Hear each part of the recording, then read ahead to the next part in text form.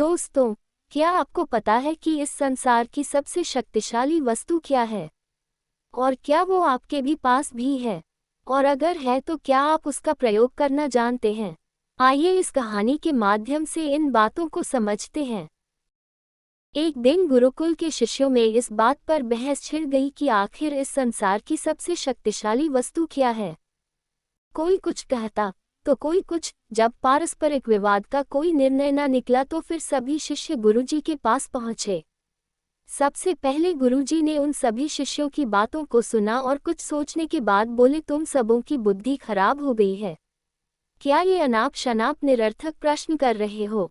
इतना कहकर वे वहां से चले गए। हमेशा शांत स्वभाव रहने वाले गुरुजी से ने किसी ने इस प्रतिक्रिया की उम्मीद नहीं की थी।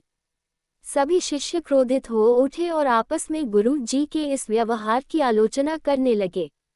अभी वे आलोचना कर ही रहे थे कि तभी गुरु जी उनके समक्ष पहुंचे और बोले, मुझे तुम सब पर गर्व है। तुम लोग अपना एक भी क्षण व्यर्थ नहीं करते और अवकाश के समय भी ज्ञान चर्चा किया करते हो। गुरु जी से प्रशंसा के बोल सुनकर शिष्य गदगद हो गए, उनका स्वाभिमान जागृत हो गया और सभी के चेहरे खिल उठे। गुरुजी ने फिर अपने उन सभी शिष्यों को समझाते हुए कहा, मेरे प्यारे शिष्यों, आज जरूर आप लोगों को मेरा व्यवहार कुछ विचित्र ला होगा। दरअसल मैंने ऐसा जानबूझ आपके प्रश्न का उत्तर देने के लिए किया था। देखिए, जब मैंने आपके प्रश्न के बदले में आपको भला बुरा कहा तो आप सभी क्रोधित हो उठे और मेरी आलोचना करने लगे, लेकिन जब मैंने आपकी प्रशंसा की तो आप सब प्रसन्न हो उठे। पुत्रों, संसार में वाणी से बका दूसरी कोई शक्तिशाली वस्तु नहीं है। वाणी से ही मित्र को शत्रु और शत्रु को भी मित्र बनाया जा सकता है। ऐसी शक्तिशाली वस्तु का प्रयोग प्रत्येक व्यक्ति को सोच समझकर करना चाहिए। वाणी का माधुर्य लोगों को अपनी ओर आकर्षित कर लेता है।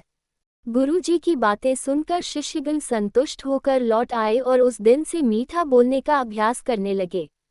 Moral of the story, friends, हमारी बोली या हमारी वाणी बेहद शक्तिशाली होती है। ज़रूरत है इसका सही प्रयोग करने की। यदि हम अपनी बोली अच्छी रखते हैं और अपनी बात बिना औरों को ठेस पहुंचाए हुए कहते हैं तो ये हमारे व्यक्तित्व को संवारता है और हमें लोगों के बीच लोकप्रिय बनाता है।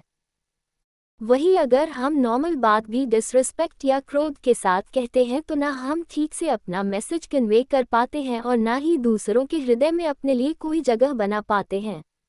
अतः हमें हमेशा सही शब्दों और सही लहजे का चुनाव करना चाहिए।